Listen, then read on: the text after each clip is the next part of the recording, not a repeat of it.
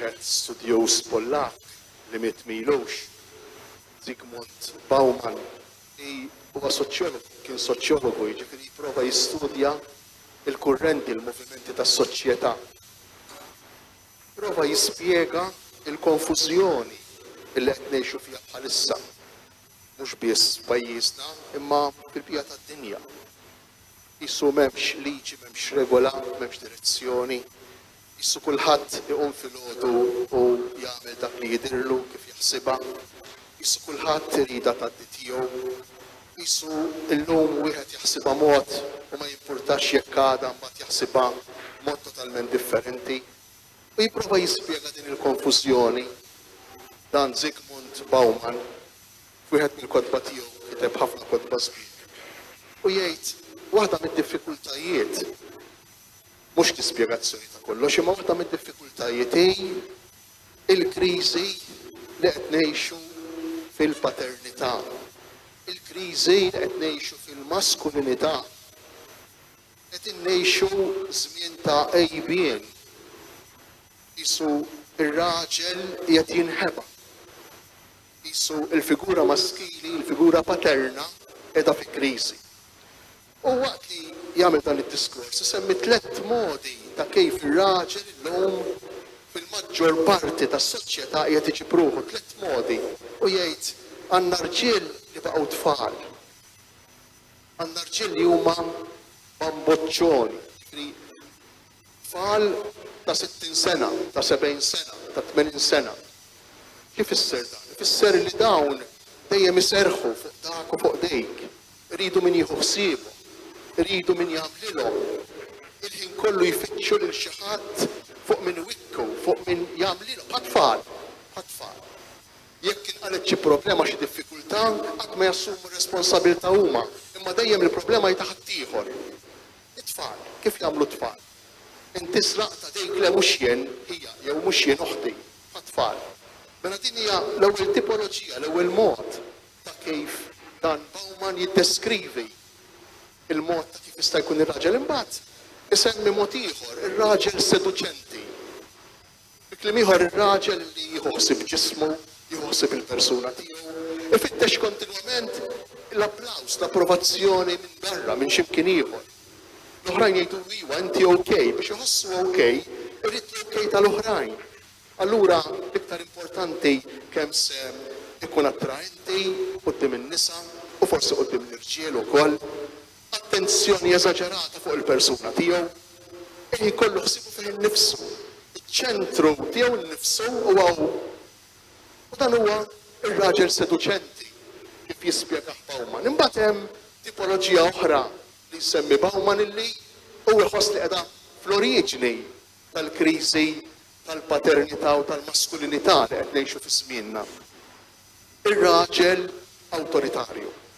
Ir-raġel li trid tgħaddi tiegħu, ir-raġel li għandu l-poter, ir-raġel li għandu ħafna flus, ir-raġel li għandu ħafna proprjetà, ir-raġel li jħossu alla tas-sitwazzjoni, ir-raġel li għandu esperjenza, ir-raġel li ma tistax tiddialoga miegħu, ir-raġel li dejjem tgħaddi tiegħu. Ir-raġel li kultant ikun violenti mhux biss bil-kliem imma wkoll bl-azzjonijiet tiegħu. Dawn huma 3 tipoloġiji li jsemmi Bauman li jikkaratterizzaw is-soċjetà ta' żmienna. U Bauman ikompli u jgħid dan mhux bil-fors jekk wieħed jitwieled u jgħix il-maskulinità tiegħu u l-paternità tiegħu ta' tifel se jgħixha dejjem ta' tifel, jista' jgħaddi minn tifel għal awtoritarju. Jista' jgħaddi minn tifel għal bniedem seduċenti, minn seduċenti għal tifel. Ġifieri dawn it-3 irwoli jistgħu jalternaw ruħhom, jistgħu jinbidlu fil-ħajja tal-persuna, fl-istorja tal-istess raġel, fl-istorja tal-istess missier. Għalfejn qiegħed ngħid dan kollu? Għax jista' jkun li għandna bżonn ta' figura ta' missier ta' raġel bħal San Giuseppe tal-Għodu li tista' tagħtina linja, tagħtina direzzjoni. Din il-konfużjoni li qegħdin ngħixu naħseb li rridu nammettu, naħseb li nkunu mhux hekk bħal dak li jdaħħal rasu f'toqba biex ma jara xejn. Jekk aħna ma nammettux magħna nfusna li għaddejjin minn żmien ta' konfużjoni, minn żmien ta' taħwejt. U allura tiġi qudiemna din l-istorja li għadna kif smajna. tiġi qudiemna l-figura ta' dan ir-raġel ta' San Giuseppe li jista' jagħtina direzzjoni. Anki f'dan iż-żmien ta' tranzizzjoni. Żgur li l-Vanġelu u żgur li dak li se ngħid jien mhux se jsolvi l-problemi assolutament. Għax għaddejjin minn żmien fluidu ħafna, minn żmien li ta' bidla. Il-Papa Franġisku sejjaħlu il-bidla ta' epoka, mhux żmien ta' bidla, ma bidla ta' żmien. Qed jinbidel iż-żmien. Allura dan li se ngħid jien mhux se jsolvi xejn imma sempliċement jista' jagħtina direzzjoni aktar milli se ngħid jien u dak li jgħidilna l-Vanġelu. Dak li għadna kif smajna. L-ewwel qabel kollox, ta' min jirrifletti u jaħseb. Għaliex kien hemm bżonn ta' San Giuseppe fl-istorja ta' Marija u Ġesu? Jekk dan Ġesu twieled bil-ħidma tal-Ispirtu Santu. Għax kien hemm bżonn ta' San Giuseppe? Ara ma mmorrux bl-idea li kien hemm bżonn ta' San Giuseppe biex Alla jagħti xi żbalta jew biex Alla jagħti xi ħaġa li kienet tidher kera minn barra. Mhux hekk, assolutament mhux hekk. Kien hemm bżonn ta' San Giuseppe għax ir-raġel hu bżonjuż u neċessarju fil-formazzjoni fit-trobbija ta' tifel u ta' tifla. Huwa bżonjuż neċessarju. Aħna llum u xek, qed ngħidu m'hemmx għalfejn illi tifel jitwieled bejn raġel u mara, imma jista' jkun ta' mara biss, jista' jkun ta' raġel biss, jista' jkun bejn żewġ irġiel, jista' jkun bejn żewġ nisa. Il-kelma tal-Alla qed tgħidilna b'mod ċar li hemm bżonn tal-figura maskili fil-formazzjoni għal maturità umana tal-persuna. U għaliex? Ejja nippruvaw nirriflettu ftit. Ir-raġel hu neċessarju fil-ħajja ta' tifel żgħir għaliex jgħin il-firda bejn il-mara u binha. Jgħin li jkun hemm din id-differenza, din id-distinzjoni bejn il-mara u binha illi jekk ma jkunx hemm is-sem tar-raġel dejn issejr komplikata, issejr diffiċli. U aħna nafu li l-bniedem jikber bis-separazzjoni. Il-bniedem jikber billi jissepara ruħu mill-figuri li għalih huma importanti. Hemm bżonn li ikun hemm il-figura tar-raġel li tgħin lit-tarbija, li tgħin lil Ġesu jinfired minn simbjosi, minn rabta kbira li hemm ma' Marija biex Ġesu ikun tassew bniedem matur, bniedem kif għandu jkun. Interessanti ħafna għaliex għax il-figura tar-raġel fil-familja hija neċessarja, hija bżonjuża għax mingħajr din il-figura tar-raġel it-tifel jew it-tifla ma jkunu qatt indipendenti. Ma jkunu qatt persuni li jistgħu jimxu b'rashom u b'saqajhom. Imma jibqgħu jiddependu mill-figura materna. U allura l-ewwel biċċa xogħol li jagħmel San Giuseppe fl-istorja ta' Ġesu hija li jgħin lil Ġesu ikollu awtonomija, ikollu indipendenza.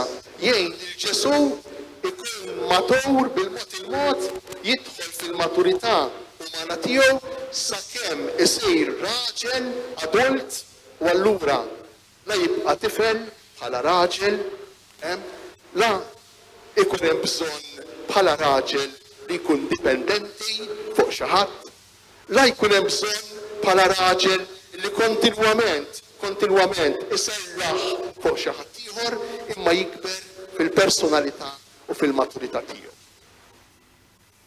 Imma Giuseppi jallimna wkoll lilna l-kol kemm aħna mhux biss dwar il-paternità, dwar il-bżonn ta' dan il-missier li jgħin lit-tifel jew lit-tifla tinfired mill-lom tagħha.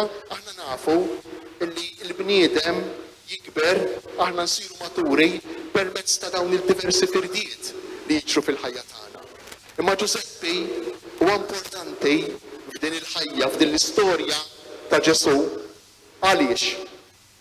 Għax Giuseppi ikun dak illi jagħti lil Ġesu id-don ir-rigal tal-fidi. Jagħti lil Ġesu, jgħaddi lil Ġesu it-tradizzjoni ta' missirietu. U kemm importanti għalina li aħna bħala missirijiet, li aħna bħala figura maskili fid-djar tagħna, fil-familji tagħna, ikollna il-qawwa, ikollna l-abilità, il-kapaċità illi ngħaddu lill-uliedna, ngħaddu lit-tfal tagħna dak illi għaddewlna ta' qabilna, mod speċjali fejn tidħol it-tradizzjoni tal-fidi. Imma mhux biss. Għalfejn Giuseppi huwa tant importanti fl-istorja fil-ħajja ta' Ġesu.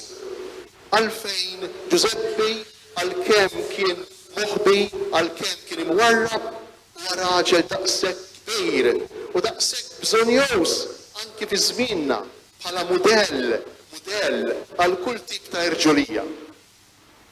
Giuseppi, kif nafu mill-istorja, kif nafu minn dak li smajna llum, Giuseppi kien mhux biss ir-raġel ta' Marija, kien mhux biss dak illi ħaħsib Ġesu bħala l-missier tad-tif tiegħu, imma kien ukoll Giuseppi dak li għadda Ġesu il-valuri, it-tradizzjonijiet ta' missirijiet. Dak li lil Ġesu taħ sens ta' appartenenza. Fil-fatt, jekk aħna niftakru fil-Vanġelu, kien Giuseppi illi jagħti n-nisel lil Ġesu, in-nisel ta' David lil Ġesu. Dan ifisser illi mhux biss kien hemm nisel illi ġej min-naħa tal-ġisem, imma kien hemm nisel fuq kollox li ġej min-naħa tat-tradizzjoni, li ġej min-naħa tal-edukazzjoni, min-naħa tal-formazzjoni ta' Giuseppi lejn ibnu Ġesu. Dan xi fisser? Għalina aħna li qed ngħixu llum fis-seklu 21 kemm hu importanti, kemm hu neċessarju illi ir-raġel jerġa' jiskopri l-irwol tiegħu ta' edukatur. Ir-raġel mhux biss dak illi jġib il-ħobżna ta' kuljum, imma hu fuq kollox ir-raġel dak illi ipoġġi jippreżenta mudell kemm quddiem it-tifel kif ukoll quddiem it-tifla ta' kif għandha tkun persuna adulta. Illum qed isir kontinwament iktar diffiċli illi l-ġenituri jaqdu dmirhom kif jixraq, jaqdu dmirhom kif hu mitlub minnhom għax l-isfidi huma tant kbar. L-isfidi ta' żmienna huma tant kbar illi kultant ma nlaħqux magħhom. Kultant insibuna impotenti, insibuna inkapaċi kif se nirrispondu lill-uliedna, kif se nitkellmu magħhom. U hawnhekk allura toħroġ aktar mill-kapaċità li nispjegawlhom, aktar mill-kapaċità li nkellmuhom, toħroġ il-kwalità tax-xhieda, il-kwalità tal-personalità u tal-karattru tagħna. Kemm jista' jkun aħna rridu nkunu persuni integri. Jiena ma nistax lill-ibni ngħidlu tisraqx, jekk imbagħad lili jarani nisraq. Forsi ma nisraqx direttament, imma nisraq indirettament. Jien ma nistax ngħid lill-ibni tikdibx, jekk kien imbagħad ibni stess jaqbadni jew binti stess taqbadni ngħid kelma boħra mhux darba u tnejn. Jien ma nistax nobbliga jew nitlob minn uliedi dak li imbagħad jien niġi naqgħu minnu, nagħmlu kif jidher li jien. Ma nistax.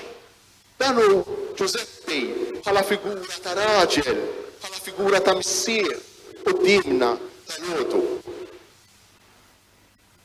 Imma San Giusepp huwa kbir, mhux sempliċement u mhux biss għax għamel l-irwol, għamilha ta' missier ta' Ġesu, mod speċjali fit-tfulja tiegħu. Imma San Giusepp hu kbir qudiemna għax kien ukoll dak illi ħaħsieb Marija. Interessanti ħafna għaliex Fil-Vanġelu li għadna kif smajna, insibu espressjoni ġanna nirlettu. Giuseppe, ir-raġel ta' Marija. Ek smajna fil-Vanġelu, ek bida l-Vanġelu tal-lum, il-Vanġelu li għadna kif smajna. Ġiġifieri Giuseppe, ir-raġel ta' Marija. F'soċjetà maskilista għall-aħħar bħalma kienet dik ta' żmien Ġesu, bħalma kienet dik illi fija inkitbu l-Vanġeli, ħadd ma kien se jikteb Giuseppe ir-raġel ta' Marija. Imma kienet tridet tiġi Murija u espressa bil-maqlub. Marija, il-mara ta' Giuseppe. Marija, il-mara ta' Giuseppe. Mhux Giuseppe, ir-raġel ta' Marija. Xi fisser dan għalina? Din il-verità, Giuseppe, ir-raġel ta' Marija, terfa' f'dinjità lill-mara u lill-raġel fuq livell wieħed. Il-mara u r-raġel għandhom l-istess dinjità għalkemm għandhom identità differenti. Għalkemm huma differenti u distinti minn xulxejn, però ir-raġel u l-mara huma ugwali fid-dinjità. Mhux ir-raġel ikbar jew il-mara inqas, mhux il-mara ikbar jew ir-raġel inqas, imma t-tnejn li huma għandhom l-istess dinjità. U hija unika dejn fil-letteratura ta' żmien il-Vanġeli, unika illi Giuseppe jissejjaħ bħala ir-raġel ta' Marija. Kważi kważi il-Vanġelu jerfa' lil Marija fuq l-istess livell illi kitbiet oħra jerfgħu lill-irġiel. Qatt ma kien jissejjaħ Abraham ir-raġel ta' Sara, Isaac ir-raġel ta' Rebekka, le bil-maqrub. Sara il-mara ta' Abraham, Rebekka il-mara ta' Isaac. U dan ifisser għalina aħna li qed ngħixu fis-seklu 21 li rridu noqgħdu attenti biex ma nonqsux mid-dinjità dan ir-raġel u lanqas lill-mara. San Giuseppe jiġi qudiemna llum fis-seklu 21 bħal figura tal-persuna li għandha stima kbira, rispett kbir lejn kull bniedem, rispett kbir lejn kull bniedem.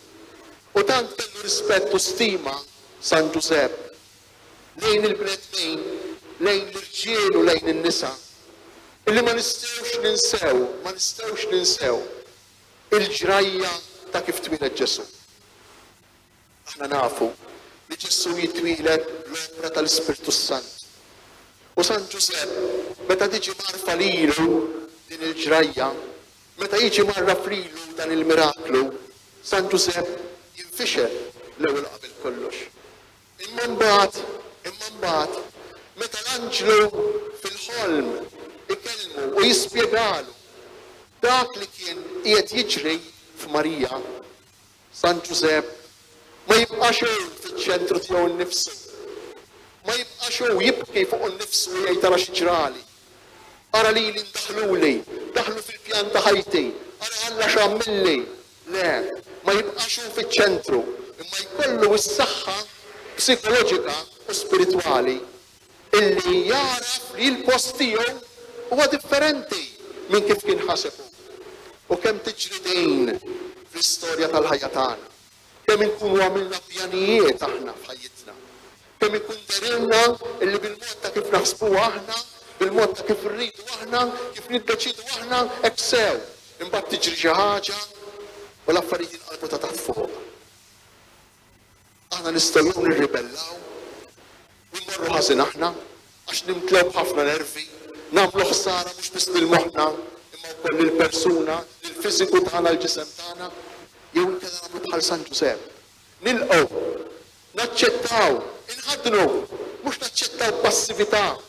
Xi trid tagħmel le, imma nħadnu dak li tippreżentalna l-ħajja u dan li jagħmel San Giuseppe.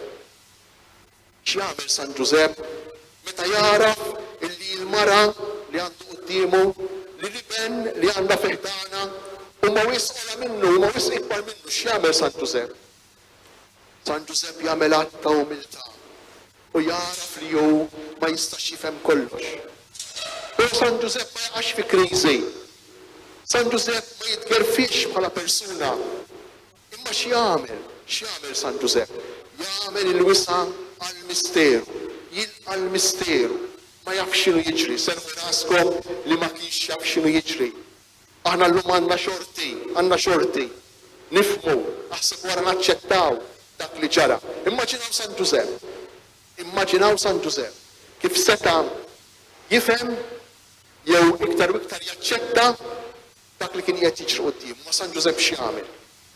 San Giuseppe jinduna li l-irwol tiegħu ta' raġel miżżewweġ, l-irwol tiegħu ta' missier huwa differenti minn kif kien ħaseb li kellu jkun. U kemm il-darba dejn tiġri f'ħajjitna. Kemm inkunu ppjanajna kif se nkunu missirijiet u ommijiet. Kemm inkunu diġà ippreparati x'se nagħmlu fil-ħajja tar-relazzjoni. Imbagħad jiġru ċertu ċirkustanzi. U aħna jista' jiġrilna jew bħal San Giuseppe illi nilqgħu l-istorja, naċċettaw l-istorja u insibu l-post tagħna, l-irwol tagħna ta' protagonisti ta' nies importanti anke f'dik l-istorja. Jew inkella nirribellaw, inżarmaw u nitilqu illum l-iktar ħaġa faċli, iż-żarma u titlaq.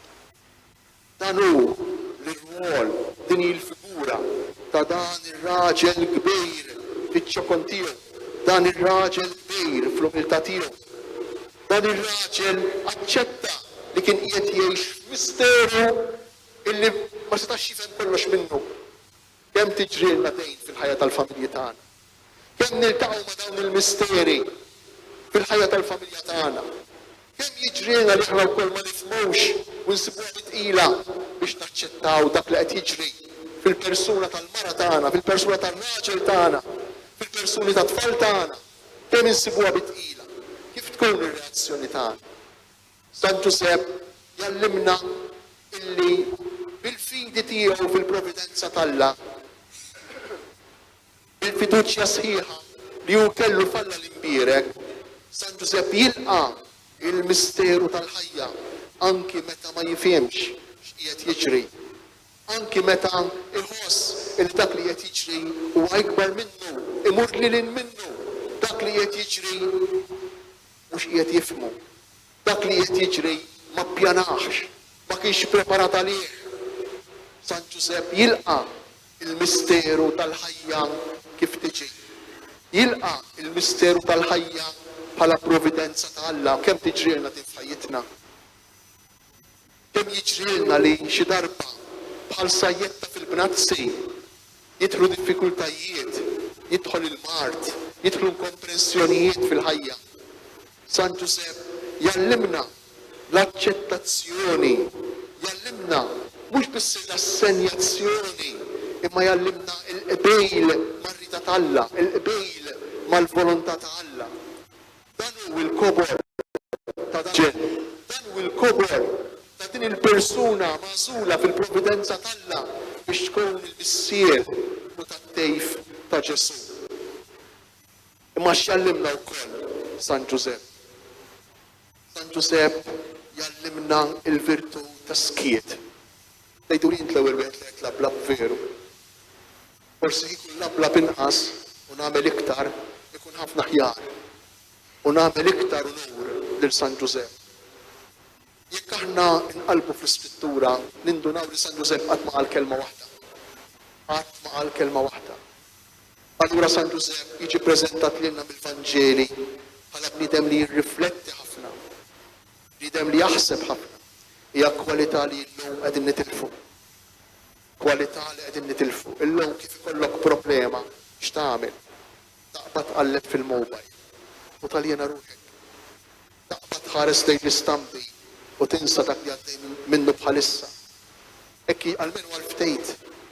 Imma ħafna drabi qed tispiċċa aljenazzjoni sħiħa. Ma baqalniex il-kapaċità li nieqfu u nirriflettu. Issa, u xekk anke bl-intelligenza artifiċjali, anke jekk irid nikteb ittra jew email, naqbad u niffidja u tagħmel li jgħid. Naħseb dejjem inqas. Is-soluzzjonijiet dal-waqt nibdew nibatu għal-jum bil-mobile għal-problemi tagħna. Is-soluzzjonijiet kollha dan xi fisser? Ifisser li qed niddelegaw lil xi ħadd ieħor barra minna il-kapaċità l-iktar ċentrali, l-iktar essenzjali tal-bniedem li jaħseb. U din kienet kapaċità importanti, ċentrali fil-ħajja ta' San Giuseppe. San Giuseppe li jaħseb. Dak il-ħolm li jġib il-Vanġelu kemm il-darba, u speċjali fil-ġrajiet tal-bidu tal-ħajja ta' Ġesu. Mhumiex għajr ir-riflessjonijiet, il-ħsibijiet, it-talb li kien jagħmel San Giuseppe, l-ispirazzjonijiet, il-ħsieb, il-ħin ta' riflessjoni li kien jagħti. Illum laqqas baqalna paċenzja nieqfu u naħsbu. Rridu s-soluzzjonijiet mill-ewwel. Però din il-verità, dan in-nuqqas ta' ħsieb qiegħed jirrendina jagħmilna inqas bnedmin. Qiegħed inaqsilna mill-kwalità umana tagħna. U għalhekk San Giuseppe jidher qudiemna llum il-bniedem sieket, imma l-bniedem sinjur, il-bniedem mimli mhux bil-kliem, imma bl-imħabba, il-bniedem mimli mhux bil-paroli, imma b'ħsibijiet profondi, il-bniedem mimli mhux b'risposti diretti, imma b'aċċettazzjoni, b'akkoljenza. Il-bniedem li jilqa lil Marija, jilqa lil Ġesu, il-bniedem li jilqa id-diffikultajiet, il-problemi tal-familja mqazza, il-bniedem li bil-kapaċità tiegħu, bil-qawwa tal-Ispirtu tal-Alla li kien jaħdem fih, kien isib is-soluzzjonijiet li huma l-aħjar mhux għalih, imma l-Marija u għal-Ġesu. Interessanti ħafna u nieqfu bija. Jekk nirriflettu ftit dwar dak li jirrakkonta l-Vanġelu fuq San Giuseppe, aħna nindunaw bil-Vanġelu li San Giuseppe dejjem jaħseb, dejjem jagħmel xi ħaġa għal ħadd ieħor u qatt għalih innifsu. Qatt għalih innifsu dejjem għal ħadd ieħor.